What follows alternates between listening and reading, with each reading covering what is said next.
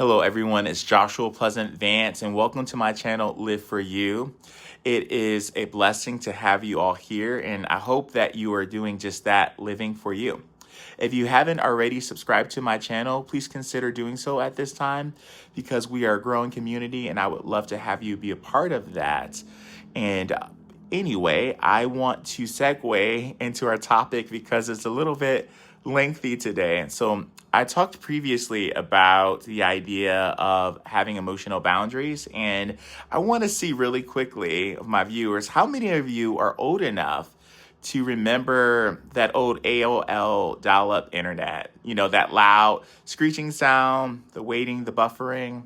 You couldn't even download things or even do searches well because the system was so slow. It didn't have enough bandwidth. Too much input, too little processing capacity.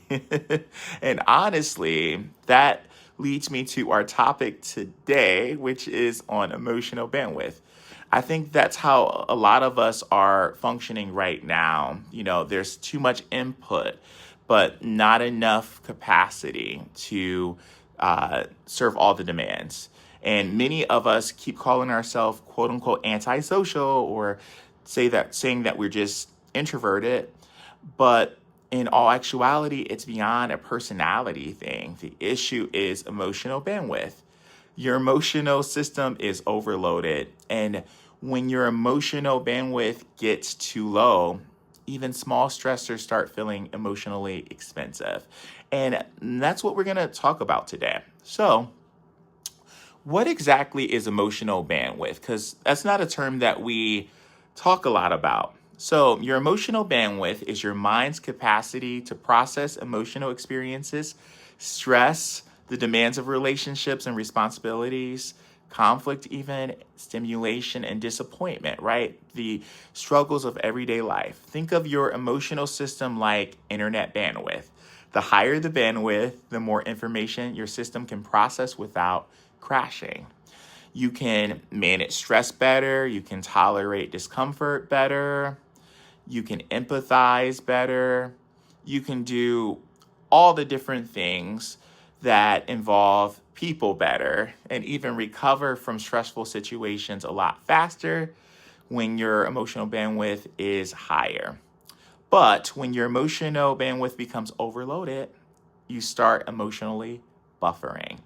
And that buffering can look like irritability, where you're just snapping, emotional numbness, shutting down, avoiding, emotional exhaustion, that brain fog that we sometimes feel, overstimulation, a lack of patience, and feeling overwhelmed by the little tasks that we have to do in life, right? Such as sending text messages, all those different things. Even a phone call can feel draining. I think at this stage, many of us struggle too with decision making and just with the everyday noises of life. So your emotional operating system in these cases is overloaded, and it's beyond just your personality. And let me say this clearly: low emotional bandwidth is not automatically the same thing as being introverted. There's even some extroverts that have low emotional bandwidth. Some introverts actually have extremely high emotional bandwidths. And some people have spent years mislabeling emotional exhaustion as personality. It's not a personality thing. Many people are saying, I hate people, people drain me. But in reality, it's really a nervous system thing. Your nervous system is overstimulated.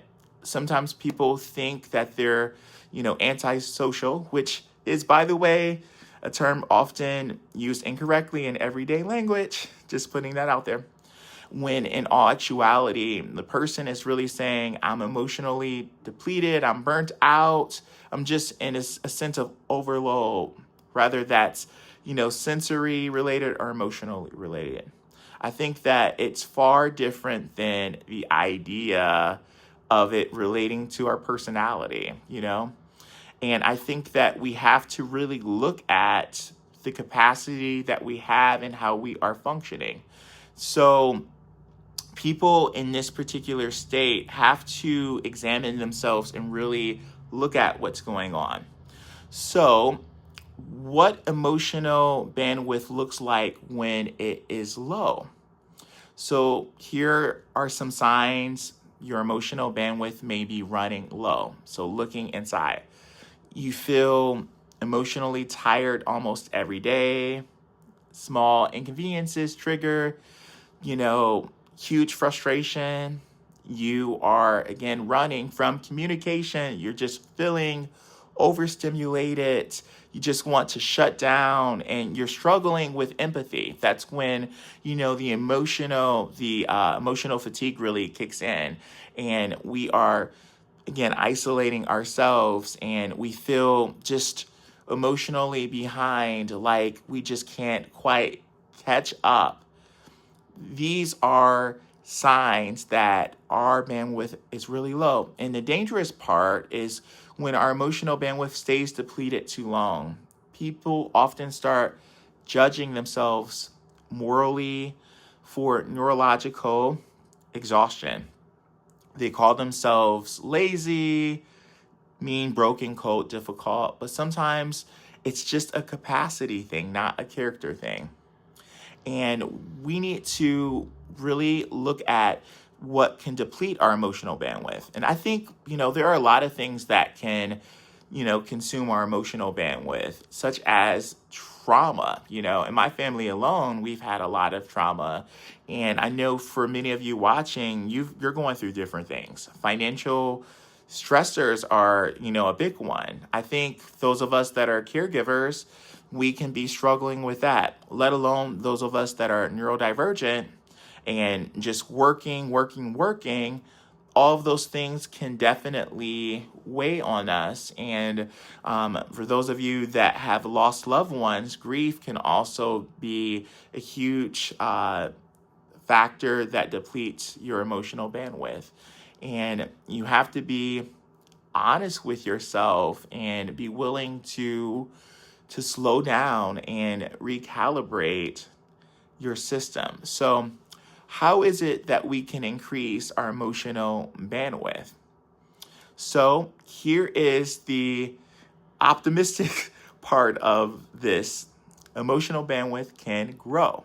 You can strengthen it, but not by shaming yourself. You increase emotional bandwidth by reducing unnecessary emotional overload and strengthening your nervous system regulation. Here are practical ways to increase it. Number one, protect your emotional energy. Not every conversation deserves access to your nervous system. So avoid engaging in unnecessary conversations with people. Boundaries are a bandwidth protection. Number two, reduce constant stimulation. Silence matters. Take a break, rest, quiet the noise in your life. Number three, again, going with the theme of rest, sleep. Many of you are not sleeping. You wonder why you're not functioning at a high capacity. It's because you are deprived of sleep. Number four, learn emotional awareness. You can't manage emotions you don't recognize. Name your emotions and reduce the emotional chaos in your life.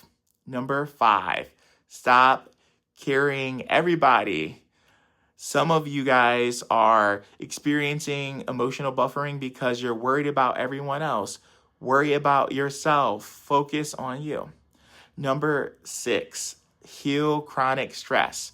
We can do this by attending therapy, engaging in mindfulness, exercising, doing breath work, participating in healthy relationships so that our capacity can grow. Number seven, accept human limits.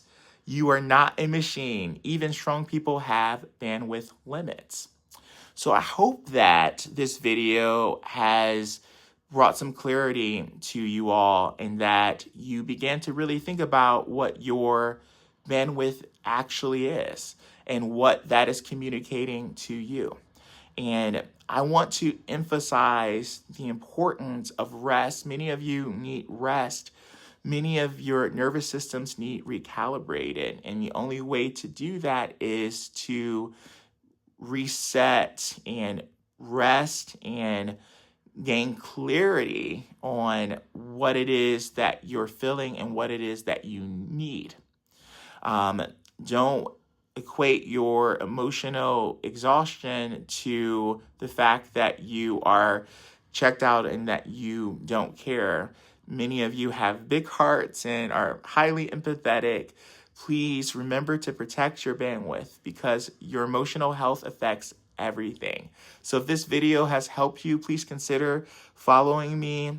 Please put your mental health first and foremost, and remember to live for you.